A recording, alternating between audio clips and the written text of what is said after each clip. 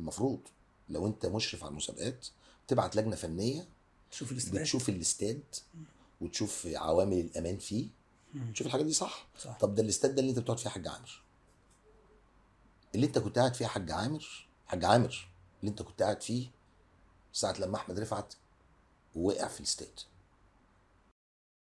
هو انت هو لجنه المسابقات دي اه. مش من مسؤولياتها سلامه اللاعبين؟ اه طبعا.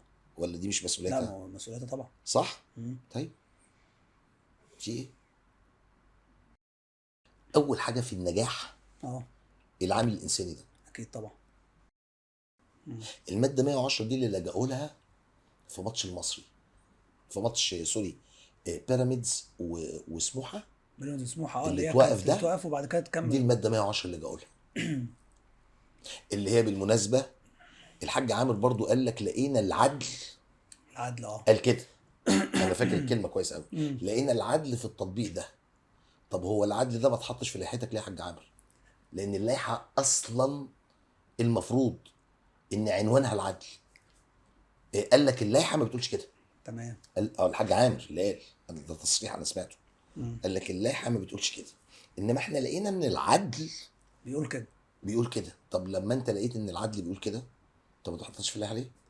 تمام. اه مفيش حاجه طبعا اسمها نقف وهيبتدي من من خط التماس يعني، تمام. اللي هي الحاجات الايه، الحاجات اليونيك، اه.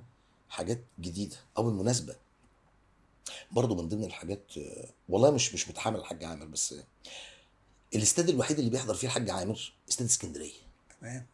اللي هو ما فيهوش الصيانه، ما فيهوش ايه؟ ما فيهوش الصيانه، الصيانه. مش التقرير مم. بتاع الشركه قال لك ما فيش صيانه حصلت في اه المقومات اللي موجوده من 4 سنين، من 4 سنين اه. صح. مم.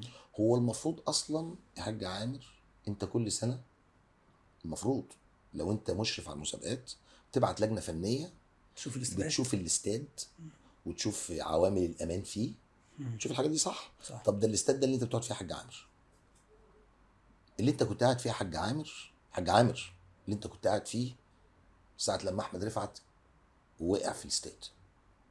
كان موجود اه كان موجود طبعا. بس ما ظهرش بعد الماتش. لا ما ظهرش. ليه؟ مم، بص بقى، اه. دي من ضمن الحاجات اللي بقول لك م- م- ما ينفعش يمسك دي مش شغلانته. مم. بس انت عرفت لو ما كان موجود طبعا في اول حاجه الماتش. سالت عليها، اول حاجه سالت عليها. طبعا لان استغربت جدا اصل انا جيت من القاهره، اه انا ماليش دعوه بالموضوع يعني، فاهم. طلعت من القاهره، مم. فالحاج عامر طول عمره بيبقى موجود في استاد اسكندريه، ده حقيقه. فسالت، مم. قالوا لي اه كان قاعد معانا بس كان بس بيتكلم في التليفون بيسال. خلي بالك بقى، بيسأل يعني ما راحش المستشفى لا ما راحش طبعا، ولا نزل تحت شاف ولا اي نزل حاجه؟ تحت ولا عمل حاجه، بس هقول لك بس مم.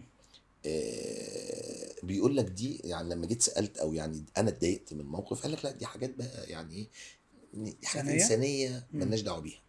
هو بالمناسبه بس يا حامد اول حاجه في النجاح اه العامل الانساني ده. اكيد طبعا. يعني انا في النادي ام بي اذا ما فيش حد متفق طبعا، ما فيش بني ادم الناس بتتفق عليه، اكيد طبعا ما فيش. انما الناس تتفق على انسانياته، صح. ده حقيقي. تتفق على احترامه، مم. ما نتفقش على شطارته. يعني الحاج عامر حسين دول راجل محترم، مم. احنا مختلفين دلوقتي على شطارته شطارته. او على تخصصه تمام. او على طريقه ادارته، مم. لا طبعا. وعلى فكره يعني دي من ضمن مسؤولياته. ضمن مسؤولياته.